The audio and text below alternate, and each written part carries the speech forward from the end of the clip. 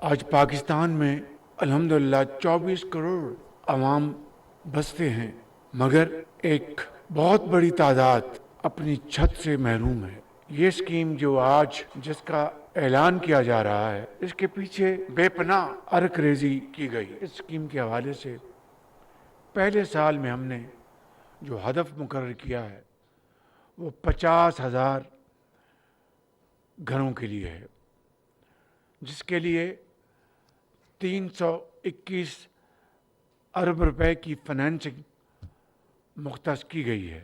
आइंदा 4 बरसों में इंशाअल्लाह हमारा हदफ 5 लाख घरों का है। वज़ीर आज़म शहबाज शरीफ ने वज़ीर आज़म अपना घर स्कीम का इजरा कर दिता। तकरीबन खिताब में आख्या कि आम आदमी को छत की फराहमी हुकूमत की अवलीन तरजीह है। हुकूमती अकाबरीन ने निजी शोबे की मुशावरत न स्कीम का इजरा किया है। पिछले साल 50 घर लिए 300 अरब रुपए की फाइनेंसिंग मुख्तस होगी। आइंदा 4 वरिया में साडा हदफ 5 लाख घर का है। 10 मरले की जमीन तक घर बनाया जा सकेगा। महाना बुनियादा उत्ते स्कीम ते अमल दरामद खुद जायजा लवांगा। वज़ीर आज़म ने अहले अफराद विच मुख्तलिफ बैंकों के चेक भी तकसीम किए। अपना घर अपना स्कीम के तहत 1 करोड़ तक कर्ज आसान शराइत दस्तियाब होंगे। स्कीम का इतलाक 4 सूबे गिलगित ते आजाद कश्मीर में भी होगा।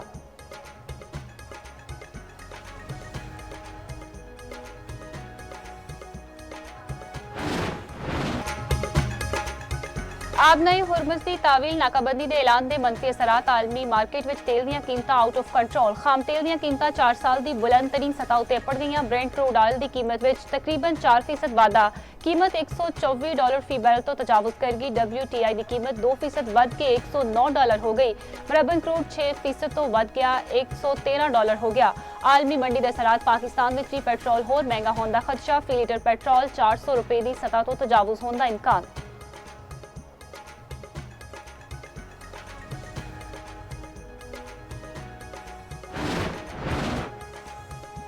मशरक वस्ता में गैर यकीनी सूरत हाल एशियाई स्टॉक मार्केटों में बोंचाल। पाकिस्तान स्टॉक एक्सचेंज में शदीद मंदी। इंडेक्स में 3.2% कमी। 100 इंडेक्स में 5000 तो वध पॉइंट्स की कमी।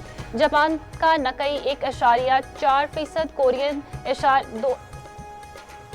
2% डिग गया। हांगकांग दे 1.5 भारत के इन्फिनिटी 50 में 1.1% कमी।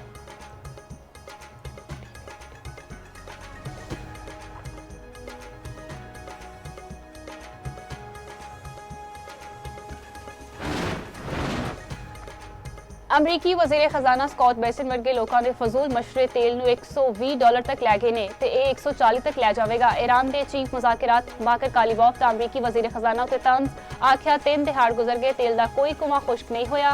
इंज 30 दिहाड़ विच भी नहीं होगा। अमरीकी वज़ीर खजाना ने दावा किया कि ईरान के तेल ज़खायर की सलाहियत खत्म हो जाएगी। तेल की पैदावार रोकना पड़ेगी।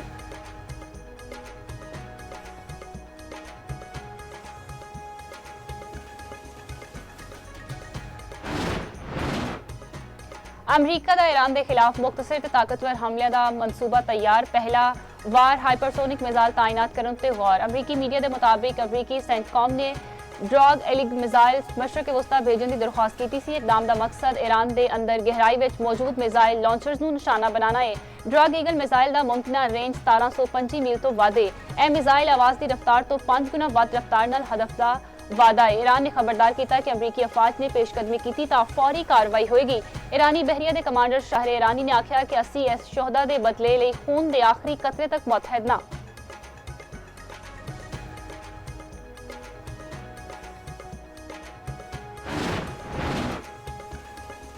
आबनाए हुरमुज़ खुलवान लिए अमरीका तो आलमी इतिहाद बनाने लिए सरगर्म। अमरीकी महकमा खारजा ने दुनिया भर में अमरीकी सफारतखानियां तार रवाना कर दिता।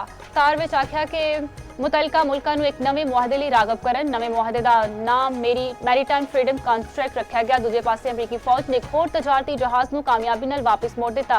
अमरीकी सेंटकॉम के मुताबिक तजारती जहाज ईरानी बंदरगाहां उत्ते जान तो कोशिश कर रहा सी। हुण तक 42 तजारती जहाज़ां नूं वापस भेजा जा चुका है। इधर अमरीकी बहरी के ड्रेडफोल्ड नूं मशरक वस्ता विचों कड्ढण दा फैसला। वाशिंगटन पोस्ट के मुताबिक यह बहरी बेड़ा मुरम्मत लिए मशरक वस्ता तो बाहर ले जाया जा रहा है।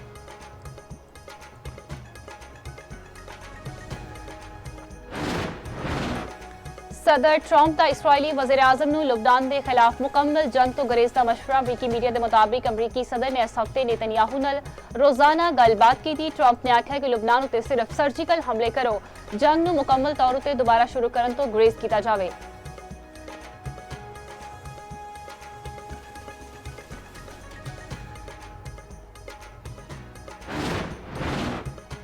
इसराइल ने गजा जाने वाले एक होर बहरी काफिले ਨੂੰ बैन अवी पानियों में ही रोक लिता। इसराइली बहरीया ने ग्लोबल स्मूथ फ्लोटेला में शामिल कश्तियों ਨੂੰ गजा तो 600 नाटिकल मील दूर किया।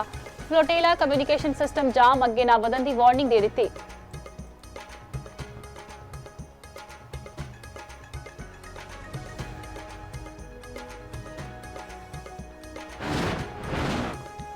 अफगान तालिबान रजीम का जनूबी वजीरस्तान में सिविल आबादी उत्ते बुज़दिलाना हमला। अंगूर अड्डे इलाका बिलाश्तियाल गोलाबारी। मार्टल गोरा घर उत्ते डिग्गन नाल एक ही खानदान में 5 अफराद जख्मी, जख्मियों में 3 बच्चे भी शामिल। सिक्योरिटी जराये के मुताबिक पाक फौज का बिलाश्तियाल जारहियत का मुंह तोड़ जवाब। सरहद उत्ते अफगान तालिबान की मुतादद पोस्टां नूं निशाना बनाया गया। अफगान तालिबान पोस्टां छड्ड के नस निकले।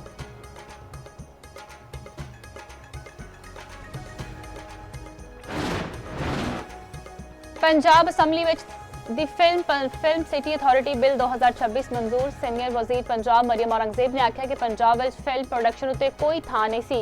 पूरी दुनिया ने अपनी स्क्रीन प्रोडक्शन में पैसा लाया। बिलियन ऑफ डॉलर्स इस सेक्टर मफलूज पिया सी। पूरी दुनिया में पाकिस्तान का इमेज वजीर आजम फील्ड मार्शल ते इसहाक डार की वजह नाल उभर के आया है। फिल्म सिटी आमदनी का जरिया बनेगा, लोगों को रोजगार मिलेगा। उस्मा बुखारी बोली कि ओपोजिशन एक तरफ कहती है कि फनकारां नूं सपोर्ट करन, फिल्मां बनकियां तां काम मिलेगा। इन्हां नूं समझाइए कि फिल्मां नाल ही आर्टिस्टां नूं काम मिलदा है।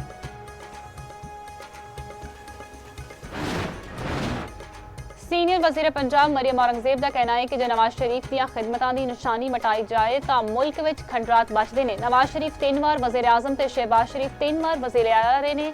जिवें खदमात उन्होंने दित्तियां, इसकी तारीफ दुनिया भर विच हुंदी है।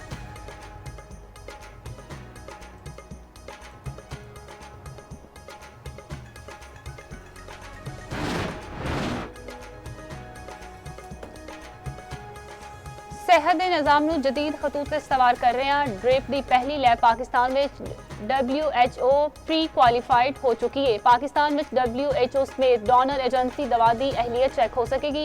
विफाकी वजीर सेहत मुस्तफा कमाल की ड्रिप विच प्रेस कॉन्फ्रेंस आख्या WHO ने सेंट्रल ड्रग लेबार्टरी की प्री क्वालीफिकेशन हासिल कर ली थी। पाकिस्तान को अद्वियात दुनिया के मुख्तलिफ मुल्कों में बरामद होंगियां। चनियोट में घर की छत डिग गई। एक ही खानदान के 4 अफराद जान बहक। हादसा कानीवाल रोड से पेश आया। रेस्क्यू हुकाम के मुताबिक सारे अफराद जेरे तामीर घर की छत तले सुते हुए सन। मां प्यो ते 2 जवान पुत्र मरन वालियां में शामिल, बहु जख्मी।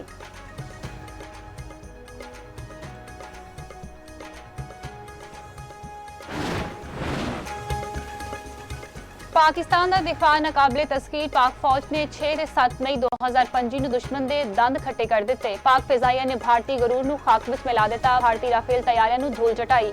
भारतीय फौजी अफसर कई बारी अपने तैयारे डिगन का एतराफ कर चुके हैं। सिर्फ LOC ते भारतीय फौज की 250 तो वध हलाकतां होईयां।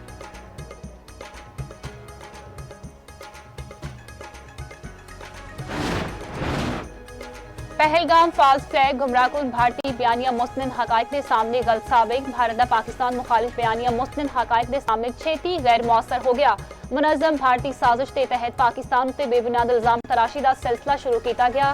हिंदू इंतहा पसंद हल्कियां ते गोदी मीडिया ने बगैर किसी मुस्तनद सबूत के पाकिस्तान मुखालिफ गुमराहकुन बयानिए नूं अगे वधाया। भारतीय हुकूमत वालों पहलगाम ड्रामे के मुबैना हलाक शुदगान की तस्वीर AI तो तैयार शुदा पाई गई।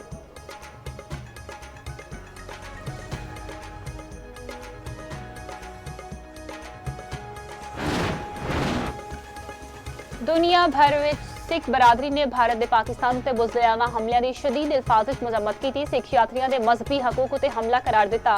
पहलगाम फाल्स फ्लैग ऑपरेशन नूं भारतीय सिखा ने मनन तो इनकार कर दिता। आख्या असीं पाकिस्तान दे नाल आ। गुरबतौनत सिंह पन्नू ने भारतीय जारहियत के खिलाफ पाकिस्तान के नाल इजहार यकजहती किया।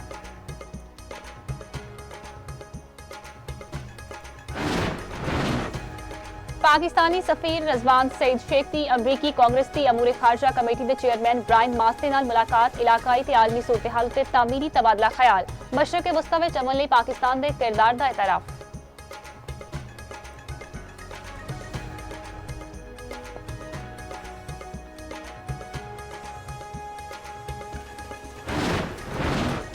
ਬਰਤਾਨਵੀ ਸ਼ਾਹ ਚਾਰਲਸ ਦਾ ਅਮਰੀਕਾ ਵਿੱਚ 9/11 ਹਮਲਿਆਂ ਦੀ ਯਾਦਗਾਰ ਦਾ ਦੌਰਾ। ਚਾਰਲਸ ਨੇ ਨਿਊਯਾਰਕ ਵਿੱਚ ਵਰਲਡ ਟ੍ਰੇਡ ਸੈਂਟਰ ਦੀ ਯਾਦਗਾਰ ਤੇ ਹਾਜ਼ਰੀ ਦਿੱਤੀ। ਮੁਤਾਸਰੀਨ ਨੂੰ ਖਰਾਜ ਅਕੀਦਤ ਪੇਸ਼ ਕੀਤਾ ਤੇ ਫੁੱਲ ਰੱਖੇ। ਮਰਨ ਵਾਲਿਆਂ ਦੇ ਅਹਿਲੇ ਖਾਨਾ ਤੇ ਅਮਦਾਦੀ ਕਾਰਕੁਨਾਨ ਨਾਲ ਵੀ ਮੁਲਾਕਾਤ ਕੀਤੀ।